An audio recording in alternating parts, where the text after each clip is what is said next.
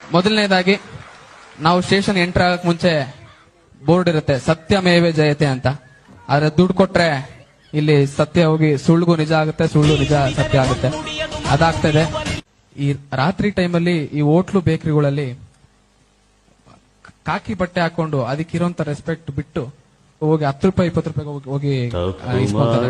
ಅದೊಂದು ಮೇನ್ ಸಂಗತಿ. ಯಾಕಂದ್ರೆ ಡೈಲಿ ದಿನನಿತ್ಯ ನೋಡ್ತಾ ಇದ್ದೀನಿ, ಯಾವುದೇ ಸ್ಟೇಷನ್ಗೆ ಹೋದ್ರೆ ಒಂದು PVC ಪೊಲೀಸ್ ವೆರಿಫಿಕೇಶನ್ ಸರ್ಟಿಫಿಕೇಟ್ ಬೇಕಂದ್ರೆ ಲಂಚ ಕೊಡಬೇಕು, ಒಂದು ಪಾಸ್ಪೋರ್ಟ್ ವೆರಿಫಿಕೇಶನ್ ಹೋಗ್ಬೇಕಂದ್ರೆ ಲಂಚ ಕೊಡಬೇಕು.